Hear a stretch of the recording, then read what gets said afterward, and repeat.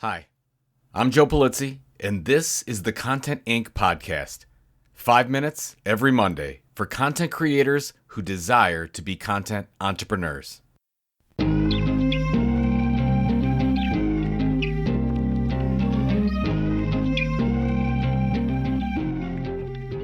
If making money with your content seems like an uphill battle, I have very good news for you. The 2023 Content Entrepreneur Research is out.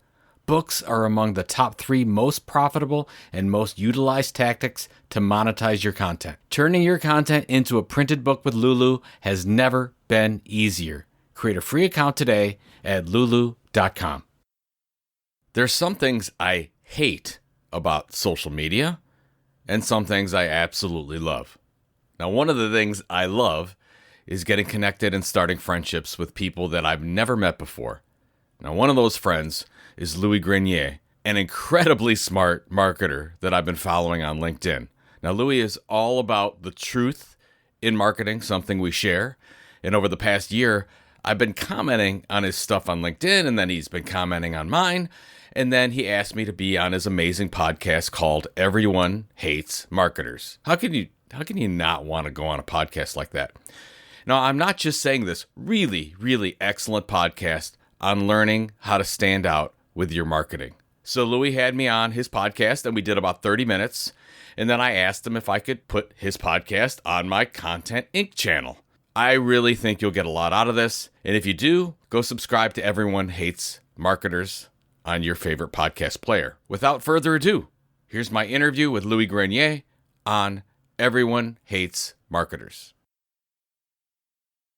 Why do content creators fail? And most content creators do fail is because they don't realize that it's going to take you 18, 24, 30 months to be able to support yourself. I'm not even talking about making money. I'm just talking about supporting yourself if you don't have somebody in the household that's helping you at this time. And it's the same thing for content marketers. It's like, okay, why do they fail in building an audience? Well, they stop. They treat it as a campaign and not an ongoing thing. Or they have no differentiation area. They're creating content just like everyone else. And it's a big waste of time.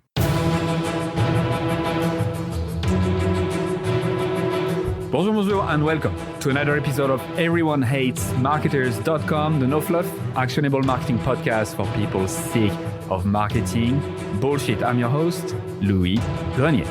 In today's episode, you will learn how content creators can become content entrepreneurs. My guest today is the godfather, the pioneer, the mastermind, the visionary, the trailblazer, la crème de la crème of content marketing. He's the founder of several startups, including The Tilt, the Creator Economy Expo that is running pretty soon, the best-selling author of 7 books, including Content Inc. and Epic Content Marketing, which I believe there's a second edition that's been released. I've been admiring my guest for years when I started my career. I remember looking up to him quite a lot. So it's always amazing to be able to talk to the people you admire. So Joe Polizzi, welcome aboard. Louis, it's a pleasure. I'm so thankful that you got the podcast going and we were able to touch base on LinkedIn and make this thing happen. So thank you. LinkedIn is really becoming an interesting place. It used to be about CVs and finding jobs. And in the last few years, it's just completely changed. But going to the meat of it, as I mentioned to you before we started recording, isn't the term creator just a fancy term for influencer? I think I see it as 2 different things.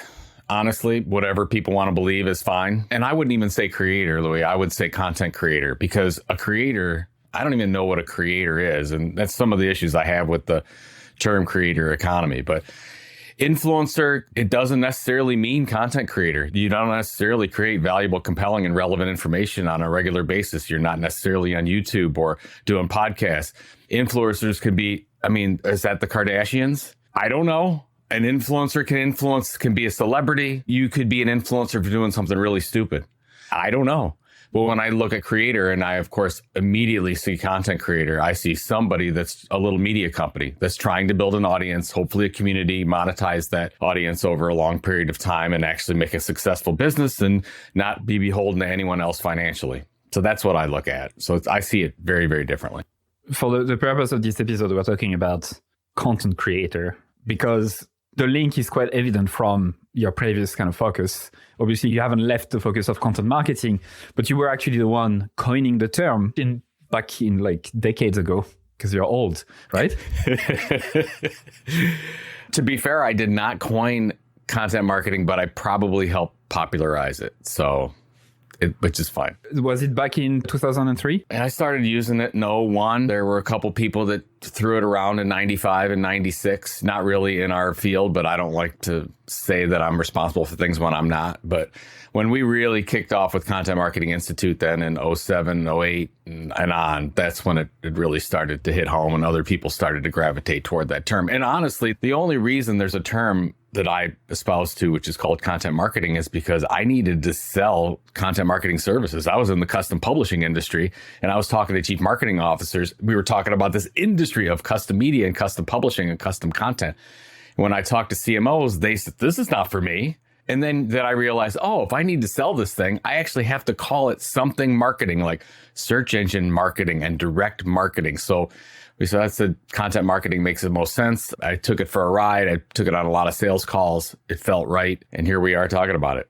Here we are. Okay, so today in this episode, I really want to go through a step-by-step with you because you have the knowledge, the know-how, the experience. You've made the mistakes to be able to create something from scratch, in a sense, in this creator economy or content creator economy.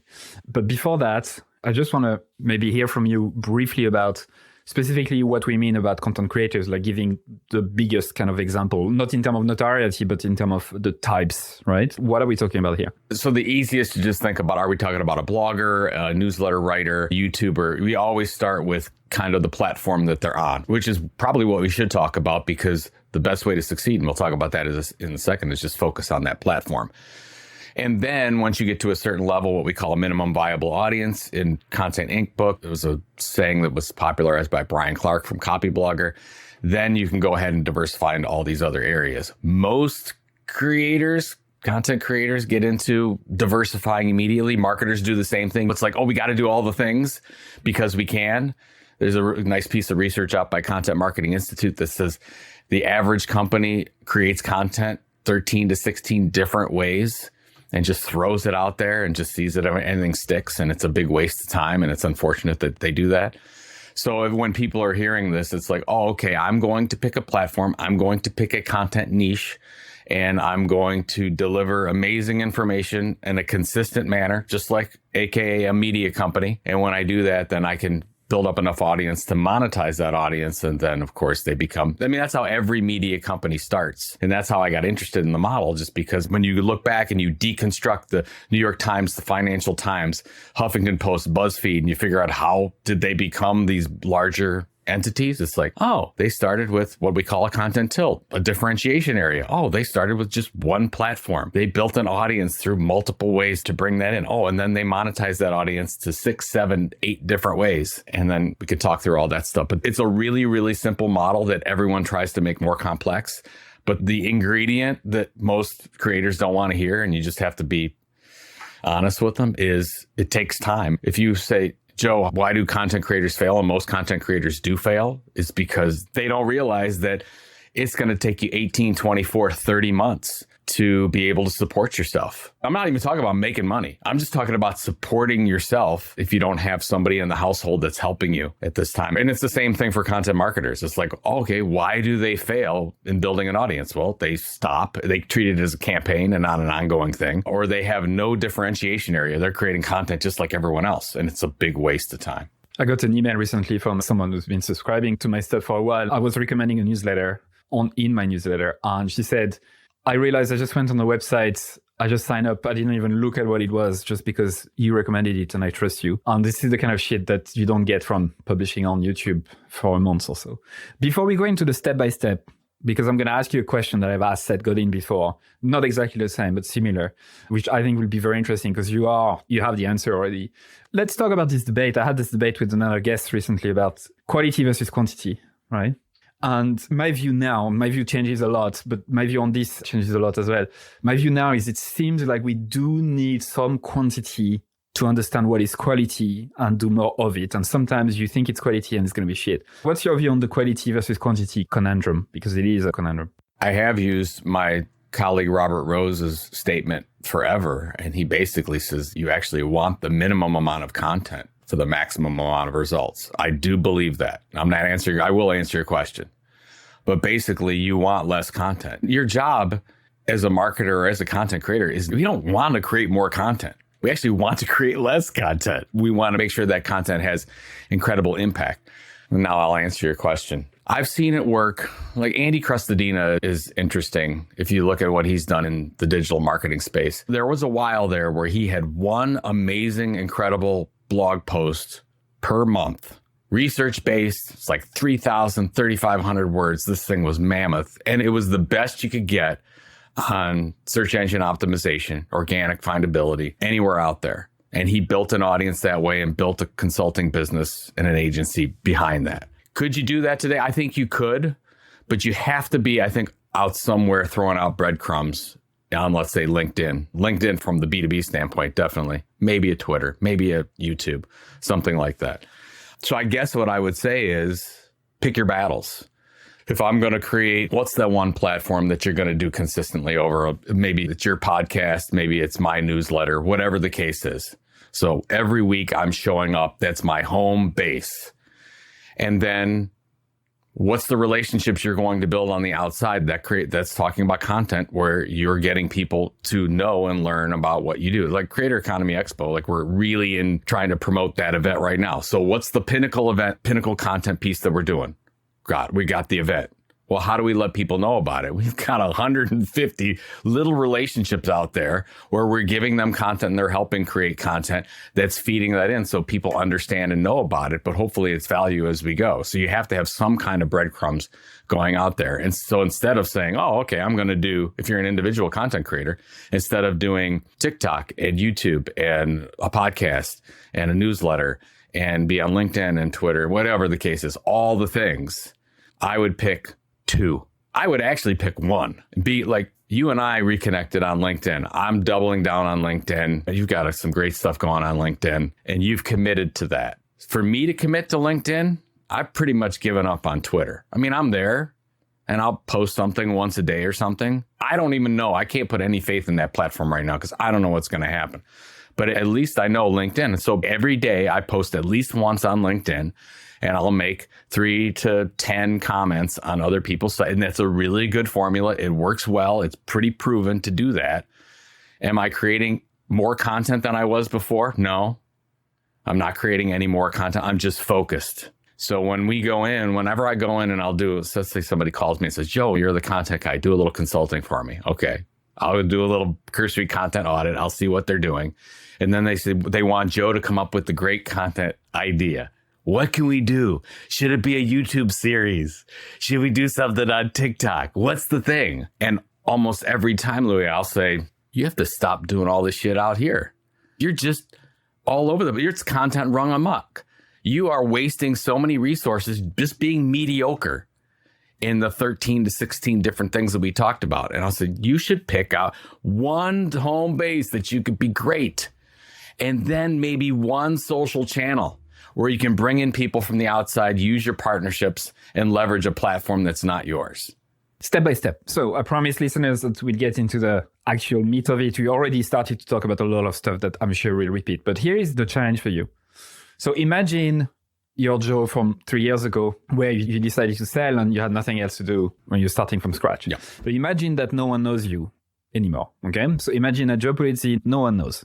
However, you can retain your knowledge, you have your experience and everything in your brain. So you have all that knowledge, but you don't have a network, you don't have a name, you don't have a personal brand, you don't have a business, you have nothing. Your goal is to go from that to being a content entrepreneur, right? How do we do it? And let's try to focus on first principles, things that won't change. Obviously, like you're not into talking about specific channels that much, trying to avoid, I would go on TikTok first for whatever reason. Sure. And just going from there, right? If you're smart about it, the first thing you want to do is figure out who you want to talk to. What you want to say and who you want to talk to go hand in hand. It's the same first step if you want to, but you'll get an advantage by saying, these are the people that I want to positively affect. Are you talking to veterinarians? Are you talking to dentists? Construction workers? Who are you talking to? Because that's going to mold who you are and what your content initiative is, because everything is different depending on what they need to hear. So how do you figure out who to talk to? What kind of questions can you ask yourself? Okay. You're getting up in the morning, go back to first principles for it. You're getting up in the morning and you decide you want to be a content creator. What is the story you're going to tell to the group of people that you want to tell it to? And that's why I said, I don't know what comes first. Do you focus on that audience first? Do you focus on the thing? It really does go hand in hand. That's why when we talk about when you get started, you say, what is that sweet spot? The sweet spot is the intersection between the thing that you know really well and the pain points of the audience. So I guess to go back, you have to look at them simultaneously. I can't go and focus, say, I want to talk about this thing without at the same time understanding who I want to tell it to. Because if you get involved in any kind of conversation in the world, what you say is dependent on who you're talking to. I think so many creators get focused on, this is what I want to say. And honestly, who cares? Nobody cares what you want to say. It's the person that you actually are communicating to. I'm glad you're starting with this because most people, most marketers, most entrepreneurs definitely start with the product, the end product, and then they try to reverse engineer who the fuck is that supposed to be for. And I just can't stick it anymore. So I'm glad you mentioned that first. Competition is one of the things. How many are there with the exact same positioning or talking to the exact same audience? Would you just think about it in your head? Do you put it on paper? Do you like put it on Excel? Do you put it on fucking Miro, whatever the fuck? Yeah, I want to write it down. You write it down. Use a pencil or your computer and make a list of who's my competition in this area. This is why this is important, not necessarily for the names, but for the exercise. Because if you quickly get a list of 20 to 30 and you've barely tried, you're not niche enough. It's like, oh God, I got to do all that. I want to get to a point where you're struggling to get to the top 10. So I'm back to my digital collectibles, basketball, blockchain to newbies and, getting into who's doing that right now. And I got 3. You may have an opportunity there. If it's 3 to 5, if it's less than 10, you got an opportunity. I know you're not going to have all the answers, but if you do some cursory research, if you're doing your Google searches and you're talking to some people, getting into that, and you're talking to some experts in it, you can't fill that focus, then you might have something. So that's where I want it. If you make that list and really easy, you do it in 30 minutes and you're still growing that list, you're not niche enough. And you can't go too niche. And this is the problem because so many content creators want to go broad because I want as big an audience as possible. It's like, oh, you're already screwed. They are also afraid of having a shrinking brain, right? They think that niching down will make them dumb and look at the same thing over and over again because it's too small. No, I think that once you get into that, you'll realize, oh my God, you'll be going down. It's so deep, right? There's so much to you can't, what'll happen, Louis, is you'll think you're too niche and you'll go down it. And then you'll realize 6 months later, you weren't niche enough. Like you really should have gone further down the rabbit hole and figured that thing out. That's the whole beginning is what the stories you want to tell, if you want to talk about it that way, what do you want to say? And then you match that up against the audience and their informational needs. So before we go into the story side, competition is one of the criteria. And then I think I can pick up a second one, which is like the growth. Because when you saw the opportunity of content marketing, it was starting to emerge and it spotted the trend quite early. I think that's another criteria that is important. Sometimes there is like a shit hot new category that is emerging quite fast. And sometimes it makes total sense to just take that as a criteria, right? I mean, there could be no competition or very little, but if you really believe it's going to grow fast, then fucking go for it. Yeah. The hypothesis you make is important. I had a hypothesis in 2007 that this was going to be a thing, that there's all these pipes out there. There's Google plus all these social media pipes that companies are going to have to figure out what they're going to put into the pipes. And right now it was all this product stuff that was crap that nobody cared about. Somebody's going to have to teach them how to do that. So that's where I thought, oh, okay, I could see this exponential thing. So look 5 years down the road, what's changed? So let's go back to your initial example that we came up with. Digital basketball collectibles on the blockchain. How big could that be? And you could make the hypothesis and say, oh, this could really be something. It could be that 99% of future collectibles in basketball, pro basketball, are digitized. How are they digitized? We're going to bet it's on this blockchain or whatever thesis you have going through that. I want you to ask that question to see. And by the way, it's not that it can't work. If you say, oh, I want to be an expert in vinyl music, there's still a niche there. It's growing again. But it's been around a long time. Yeah, it's growing again. It's overgrown the sales of CD. But so there's the other thing, right? I mean, ask yourself that question. And if you said, oh, I want to focus on CD, the output has never been a really good place to be. If you look at Laserdisc and then on with 8-track and everything else, that's a totally different thing. But ask the question, where is this industry going? Is there potential? It means that you need to know about the industry, which means you probably need to have previous experience in it. Either you've worked in it, either you have a hobby that made you get yourself educated for fucking years about it, or you're just extremely smart and you can soak up information to the point where you can curate other people's point of view. But again, it's quite rare to have that. So apart from the competition, the growth element, is there any other things that you'd like to look into when it comes to who to talk to? When you're in that period and you're figuring out, because you're moving from the sweet spot area to choosing a content, like what we call a content tilt, like a true differentiation area. So that's when you want as much information as you possibly can. You might have already started and you've got a blog going or whatever you've got going, but I want to make sure I set up as many listening posts as possible. And I've been calling them listening posts for years. I don't know what you call them, but I want ways that I can get information from my audience in an ongoing daily way. And so I might do that on Twitter and LinkedIn, or I might have influencers that are in certain platforms that I listen to. I might look at search engine terms and what people are searching for. I might go to Google Trends and look at some of that information.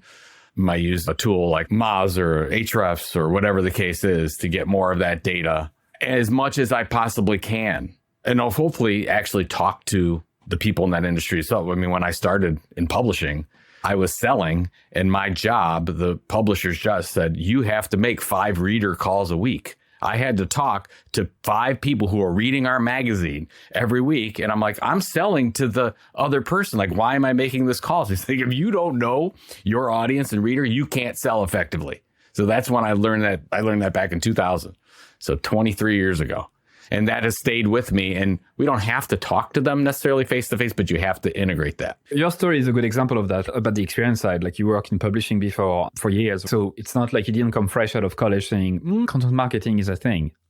And I think it's a very valid way to do it. So setting up listening spots, you said? Listening posts. Yeah, I call them listening posts. This is where you set your post. This is where you can take that signal in and do something with that. Okay, so I take that signal. So then what's next? We have the competition growth, setting up those listening posts. And then you mentioned the story, right? Like the intersection of the two, where you can be the only one doing that thing or saying that thing.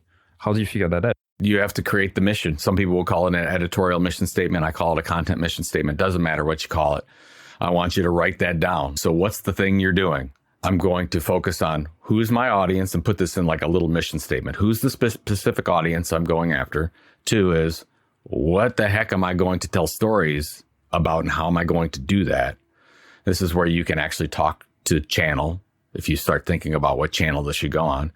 And the last one is, what the audience outcome. What do they get out of it? And are you helping them live a better job, get a better life, learn something about this collectibles industry they didn't know before so they can make better buying decisions? Whatever the case is, put that down there. And I want to see that in some kind of a mission statement, because that's your living, breathing document for how you're going to move forward.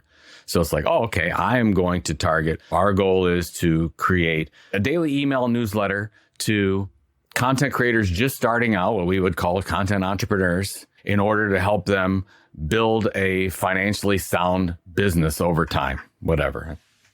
Something like what we do at the Tilt. But that's what I would think about doing. And then you look at that thing and say, is that the thing? How do you know if that's the thing? And then you go for it. Then you go and you start the work. Okay. I'd like to say that there's a perfect way to do it, but you have a say in what you can then start creating. So if you really enjoy writing and writing's your thing and you have a skill at writing, then you're probably looking at more of, I'm writing textual plus image content, or I'm writing a newsletter. I'm writing on LinkedIn. So whatever that core platform, then I want you to pick a platform. But if you say, hey, I can do this video thing, you might say maybe it's YouTube Shorts, maybe it's TikTok, maybe it's a YouTube series. If it's podcasting, great. You can do a podcast. You can distribute that on a regular basis. If you've got a face for radio, if you will, you could focus on that. That's where now you need to make a decision. And that's where you have the choice. It's almost like the sorting hat for Harry Potter.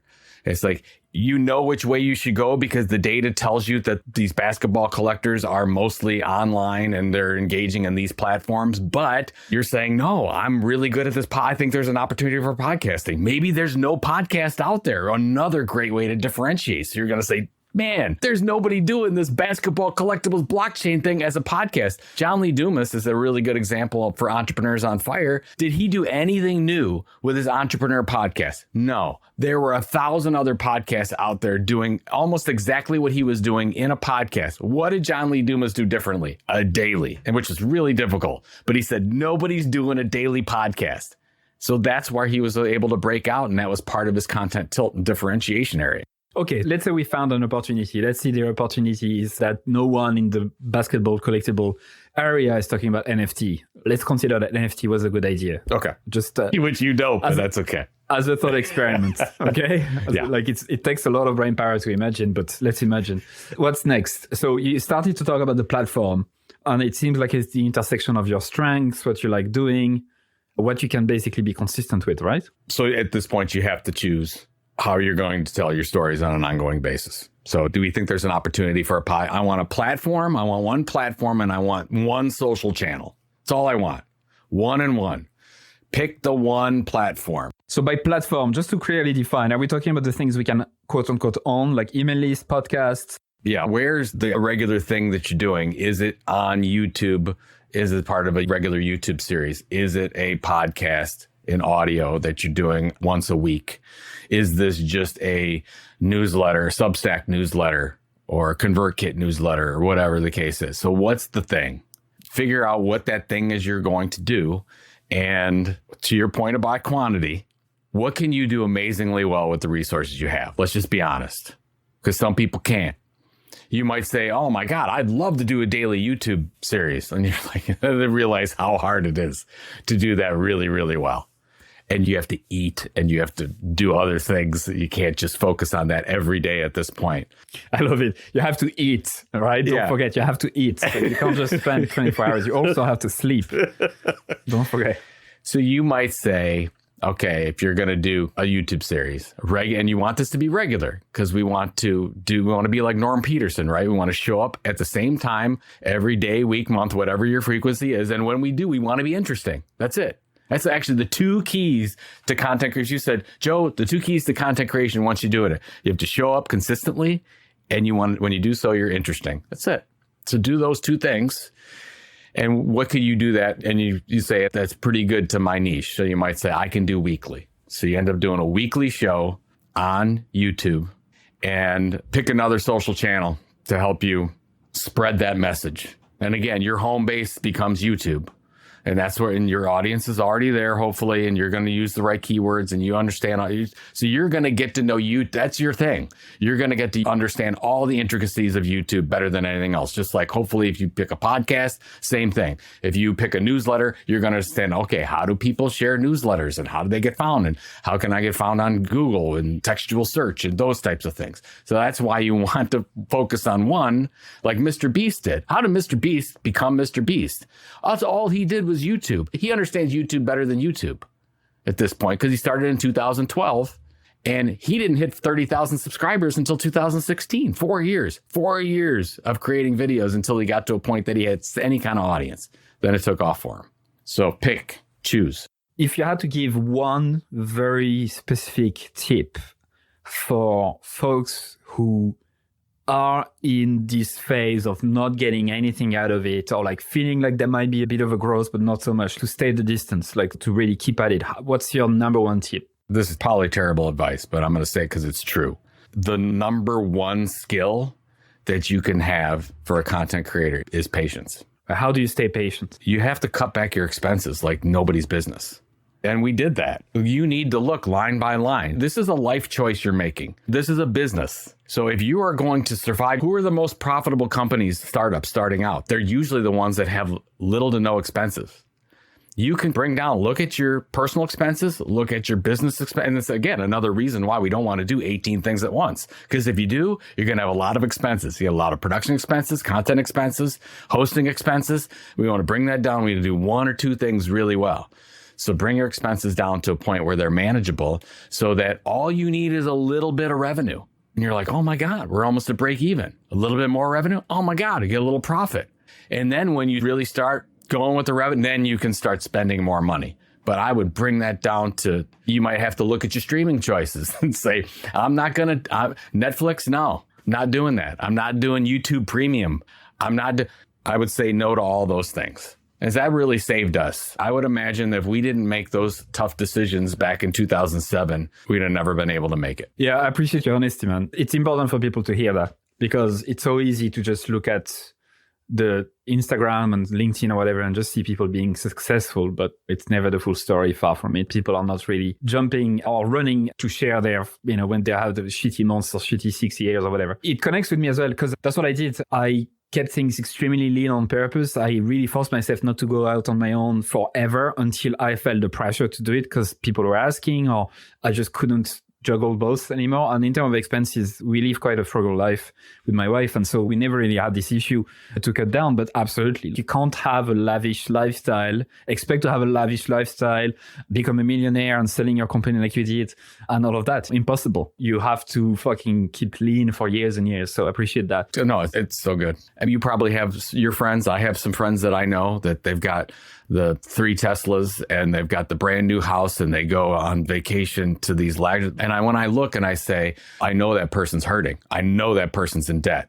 I can see it.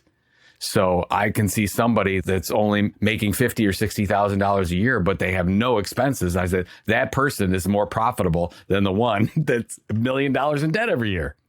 Let's be smart about it. And that's a big lesson to learn. We could buy a new car, but we only, I bought an old Volkswagen Golf, 2007, just to bring my daughter to childcare. We don't need much more than that, even if we could. Yeah, so that's a big lesson as well. The last thing I want to touch on briefly is the revenue model. And I know you have some views on it. So if you had to tell me maybe the top 5 revenue models that happens once you start getting traction, what are they? So low-hanging fruit revenue is sponsorship revenue. If you do this right, you will have people in your audience that also want to spend money with you. So when you start this thing, make sure you have a little thing for support my show or sponsorship, advertising or something. People will fill that out. You'll be very surprised. So that low hanging fruit is generally sponsorship, advertising of the thing, of the show, whatever. So that's your low hanging fruit. Then you might say, oh, okay, premium content is a good one. Are you going to sell an ebook, a how-to, a checklist?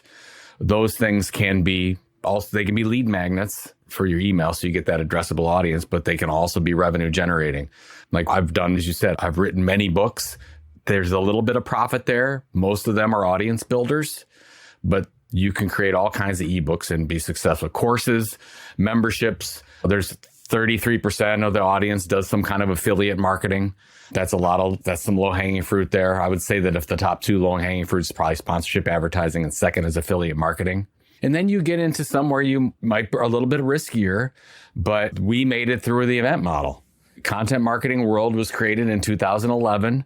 I was hoping for 100, 150 people to come to Cleveland, Ohio for this big content marketing event. We had 660 attend that first event. We were profitable first year. It doesn't always happen that way. Generally, profitable third year is really good for an event, but we were able to do it. If you hit on something, you could be profitable right away. And the great thing about events is they sell really well. So somebody will always looking to buy an in-person event, and they generally go between 8 to 10 times EBITDA earnings, or 2 times revenue, if you will, maybe sometimes more. So that's what saved us. That when people say, oh, you sold Content Marketing Institute? Yes, we sold Content Marketing Institute, but because of Content Marketing World, that's why people purchased us. So that's your starting. And the more and you're going to test a lot at the start. You can test and see which one works and then go all and say, oh no, this sponsorship model works really well. Or no, I think we've got an event or a virtual event model. There's lots of different ways to package up this content for people willing to pay. Also, don't discount donations. But people just might want to support you and say, hey, I've got a membership donation thing where every month somebody wants to give you $10 or $20 or whatever. They might be willing to do that. Don't discount that depending on what you're doing. People want to see you succeed that are in your audience. So give them the opportunity to do that for you. Thanks, Matt, for going through that step by step. I'm just going to summarize because I'm actually taking notes this year.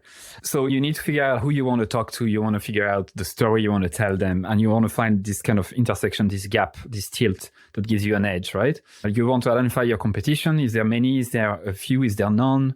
Is the thing you want to go into, is it growing? Is it not?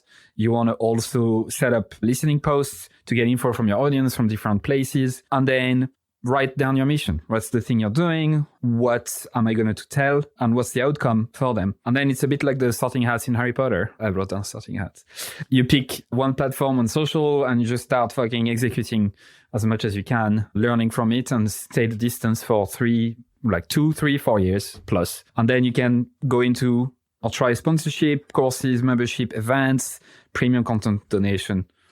Is that a good summary? That's a pretty darn good summary. And when you make it that far, so a lot of people will be just with the 3-year thing, they're going to be out. They're tapping out. They're like, I'm not going to do it. But I tell you, if you can make it, it is absolutely, because you're not living for somebody else's business. You can live on your terms. You can set your hours. Family comes first, whatever is important to you. Remember, we create business so we can live. This is why I love this business model, because you can structure it however you want to structure it once you build an audience and you're making money while you sleep in whatever those revenue formats we're talking about. Yeah, 100%. Completely agree with that as well. So last question that I ask everyone before I'll let you go. What are the top 3 resources you'd recommend listeners today? I'm a big fan of the Prof G podcast. I've been listening to Scott Galloway for a long time. I don't know what you think of him, but I never really followed him. Yeah, I like his stuff. I've been listening to that podcast for a long time. This might be a new one, but Think and Grow Rich by Napoleon Hill, which is a very chauvinistic book. This was written in the 30s. Is an incredibly helpful book. I get it out all the time and look at some of the reasons to how to structure the business and think about your business and mission. Really important. And then this is one way off. The Stranger in a Strange Land by Robert Heinlein. It's a book that came out, very popular science fiction book. There's a whole thing in there about focus. And our whole conversation was about focus. Every time we come to, you focus on a key audience, you focus on a key platform, and you get rid of all the other things. And that's why I like that book, because if you get into certain parts, it's really about choosing what's important and focusing on those things and saying no to everything else. And that's strategy to me. Strategy to me is saying no to everything possible out there so you can say one big fat yes to this thing. So those are my 3 weird resources, if you will. So my podcast is Prof G Podcast, Scott Galloway. It's great. Think and Grow Rich, and then Stranger in a Strange Land are 2 books that I would recommend anybody read that I bet you nobody's recommended as resources for this, but yeah, definitely not. Especially the last one. And I love that, like getting inspiration from other type, like don't read books just about marketing, and like you can get ideas. And I read two fiction books every month as part of my business strategy. Nice. Because I get some amazing content ideas, and not necessarily about the book, my mind, the way my mind works, and I'm reading through somebody else's words. It's so incredible for the creative process, in my opinion. And it goes back to why you shouldn't worry about niching down. You'll be bored out of your mind. You won't, because you can connect things that shouldn't be connected together. That's what creativity is, right? So you can obviously solve the problem in so many different ways, and you can get inspiration from all of your different interests, right? So it's just never stops. It never stops. Absolutely. Joe, you've been an absolute pleasure. Thanks so much for your time today. Where can people connect with you, learn more from you? Yeah, I'm Joe Pulizzi, Pulizi, everywhere on the interwebs, if you will, joepulizzi.com. That's where you can get all my books and newsletter. And then thetilt.com is a newsletter for content creators. If you are interested in this and you want to learn how to do more of this, go to thetilt.com. It's a free newsletter. And then, as you said, our big event is May 1st to 3rd in Cleveland, Ohio, Creator Economy Expo. So right now I'm all things content creator, content entrepreneur, and having fun working through other people's business models. So I can see. You got it. Thanks, man. Thank you.